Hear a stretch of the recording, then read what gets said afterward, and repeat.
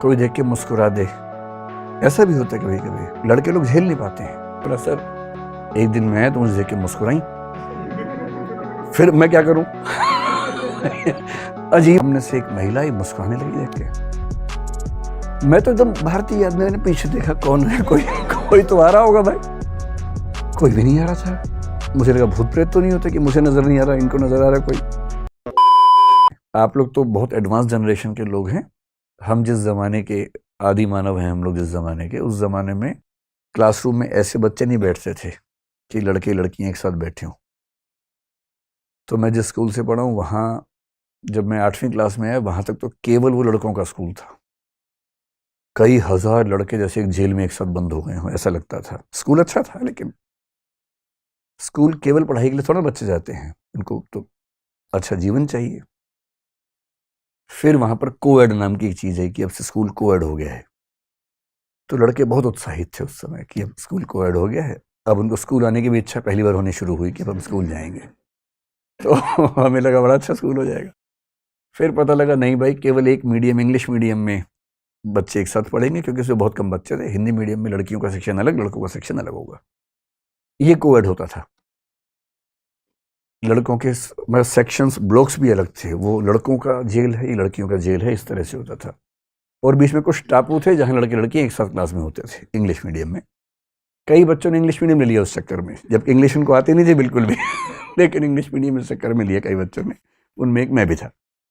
तो आती नहीं थी इंग्लिश उस जमाने में, लेकिन ठीक है, बहुत सारे दोस्त थे तो हम भी चले गए। फिर पता लगा वहां पर भी जो बैठने का तरीका था, 4 रो थी, उनमें से 3 लड़कों की, 1 लड़कियों की। बीच में हाईवे था बहुत बड़ा। लड़कों वाले में आपस में कम गैप था, लड़की लड़की के बीच में इतना गैप था, लगा तालिबान जैसा भाव आता था वहां पर, कितना गैप। अब सोचिए, पहली बार किसी छोटे शहर, छोटे कस्बे में कोएड स्कूल शुरू होगा तो ऐसे ही होगा, सीधी सी बात है, कैसे होगा? सब लड़के ताक में कि बात हो जाए किसी से।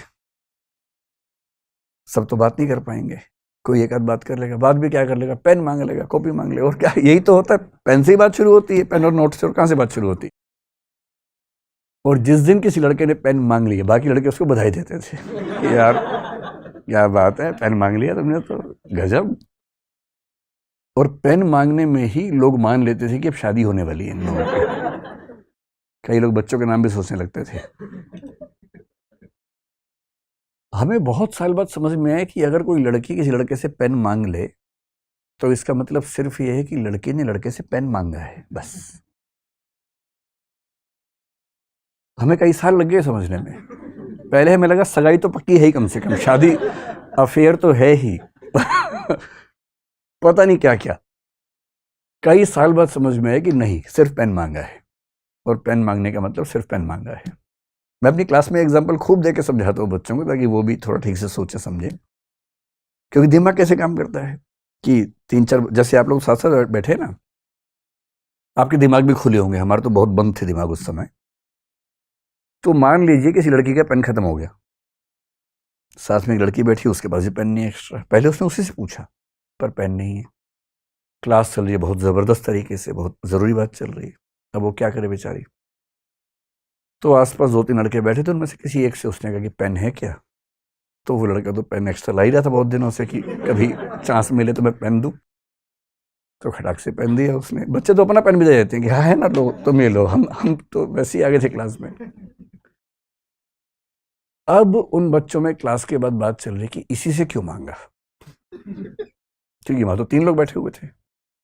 इसी से मांगा यानी कुछ खास बात है। और पूरा शास्त्रार्थ चल रहा है, क्योंकि इसके पास एक कार है और बाकी दोनों बेकार हैं। फिर और चल रहा है, नहीं ये दिखने में अच्छा लगता है, नहीं ये, नहीं वो, नहीं वो। फिर अंत में किसी ने उससे पूछ लिया। इन लड़कों में से एक की बहन क्लासमेट थी, उस बहन को बीच में लाया गया कि तुम पूछ के बताओ क्या बात है। उसने पूछा कि तुमने यार पेन इसी से क्यों मांगा? 3 लोग बैठे थे। वो पता क्या बोलती है? किससे? कौन था? आप कह रहे कि ये 3 लोग थे, तुमने इनमें से इसी से पेन क्यों मांगा? बोली अच्छा ये तीनों थे क्या वहां? मैंने तो देखा ही नहीं, ऐसे मान लिया पेन दे दो भाई, मैं तो सोचा भी नहीं। और तब उन मतलब महाराज को पता लगता है कि वो चुने नहीं गए हैं, वो बाई चांस बैठे थे तो उनसे पेन मांग लिया गया है।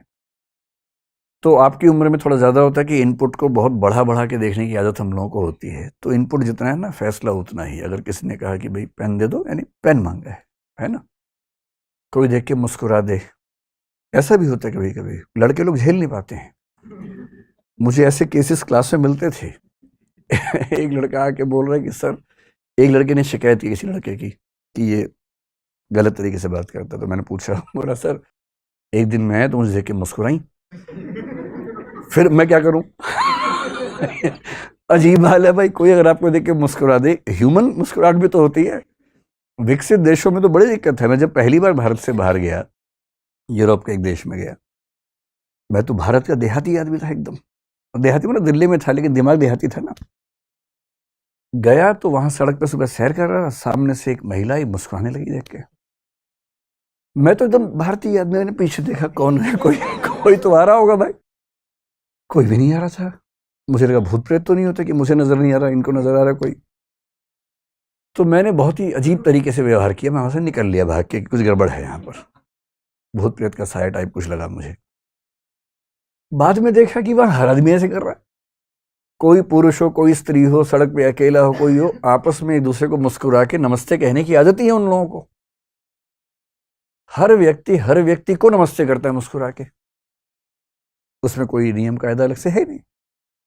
तो 3-4 दिन के बाद फिर हम भी करने लग गए, जो मेरे नमस्ते कर दें उसको। अच्छा, वो बड़े प्यार से नमस्ते भी बोलते हैं कई बार, वो टूरिज्म जहां पर चलता है।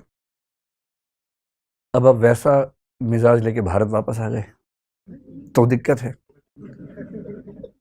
आप सड़क पे निकले, आपने मुस्कुरा दिया, पता लगा फिर FIR हो गई सीधे उसके बाद, तो है ना। तो कहने का भाव ये है कि जो इनपुट है, उस इनपुट से जितना फैसला निकले उतना ही फैसला निकालिए, उससे ज़्यादा फैसला मत निकालिए। इसको बोलते हैं प्रोपोर्शनैलिटी।